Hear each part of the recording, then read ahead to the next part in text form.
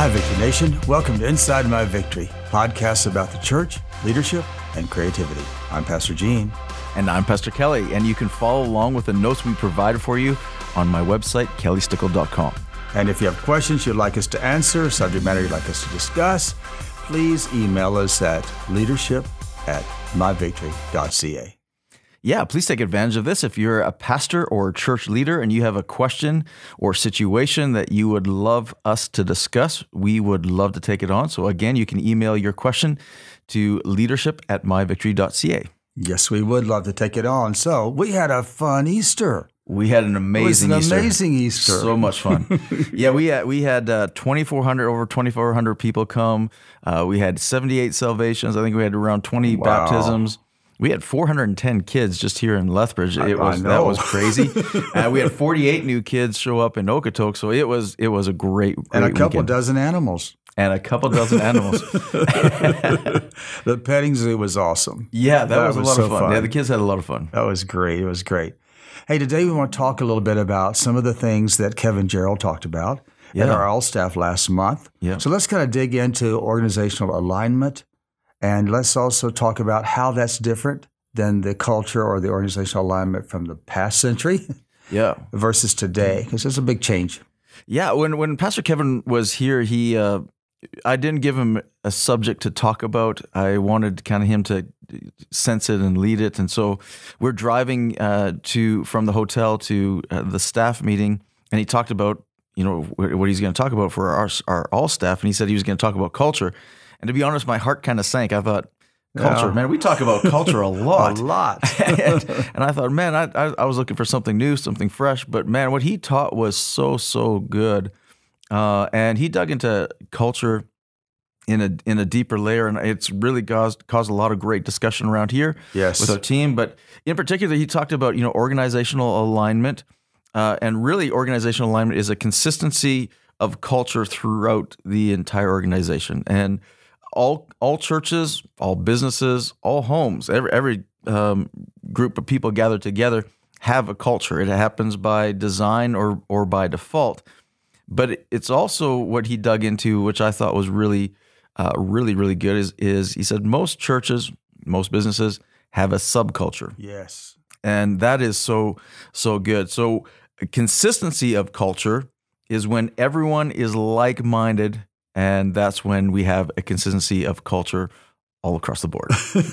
And it happens every how many years? Yeah, it's like stars aligning. It's a lot of fun. So I guess the question then is, Kelly, how does a leader recognize when their organization is really out of alignment? I mean, are you just trying to catch it too late? Yeah. How do you catch it? I think leading an organization or team that's out of alignment is kind of like, driving a car that's out of alignment.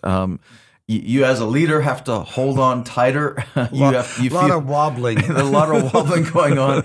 You feel a lot of pulling, and as a leader, you're feeling a whole lot more effort and just to get things done and get the team moving and focused in the same direction.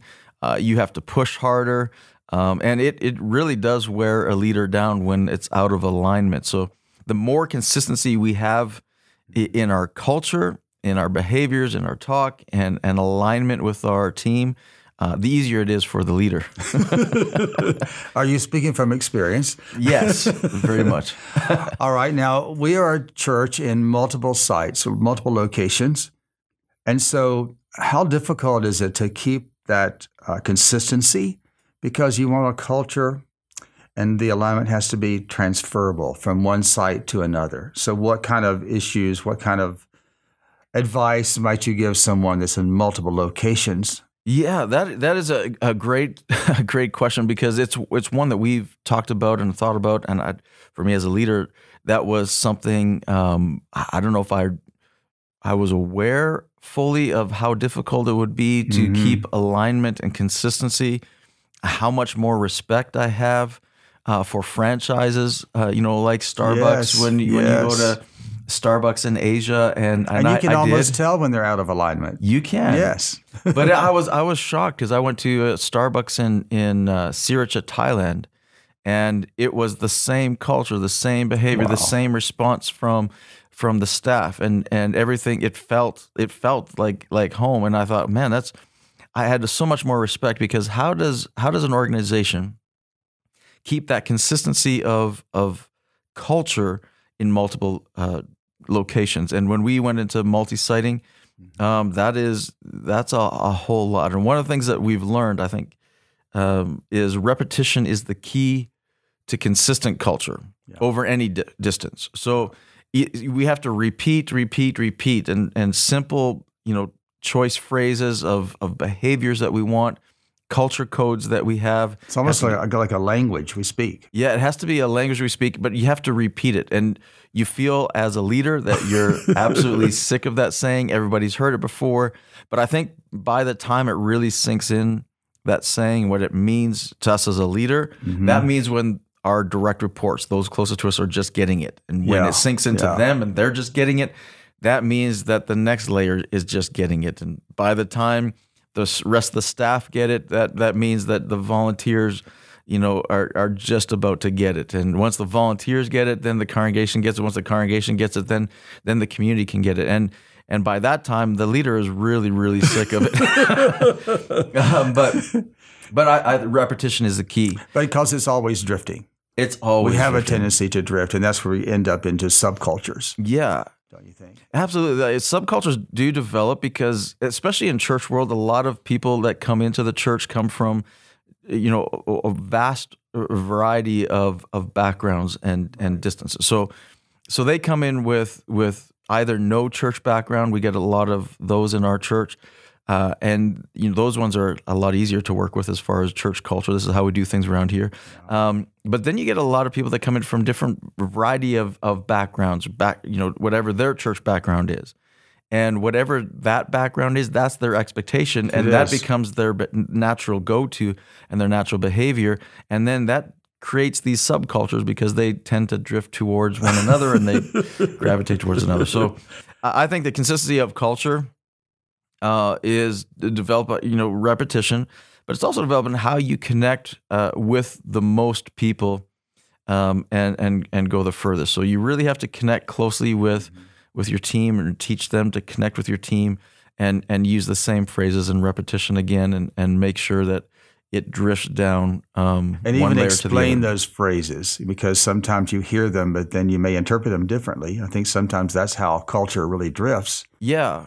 I've discovered too that the best way to explain those phrases, not necessarily saying this is what we do, and this is the phrase, this is what we do, but we really have to explain why we do it that way, right? And really get drilled down to the why, so that when they get pushback, they can then explain it a lot deeper. I think that the why gives us a better buy-in. Yes. Without that, it's just a good idea. And we're kind of wobbles a little bit there too. Yes. But the why is so important. Yeah. And I think in the church, goodness, if we don't maintain that alignment, if we don't really are aware of that, then we're not going to be able to achieve our mission. No, that's absolutely true. And I think it's really key. I love what Pastor Kevin said as well, that defining culture this way is a simple phrase of saying, this is the way we do things around here, right? So this is the way it's done around here. And that defines it in such a simple way. You can almost hear Jesus' disciples saying that to the others, this is the way we do things. This is the way we do things. Well, this is the way Jesus did it. And Jesus was really teaching culture for 3 years, right? And this is how you do things. This is how you don't do things. This is how we're different. Yeah. And you could see that really translate to the disciples. Awesome. It's great to have a mission that we have as the church, because we are the hope of the world. It's so vital that we stay aligned. It's so vital that we stay in culture, that we stay focused, because really our message is invaluable and it needs to be consistent. And it's a lot better to steer a car that's in alignment, and it's a lot better to steer a church that's in alignment, and it makes the mission and the message so much clearer. And really the message is the hope of the world, and we have been given a mission. To reach every available person. At every available time. By every available means. With the gospel of Jesus Christ. By creating churches that unchurched people love to attend.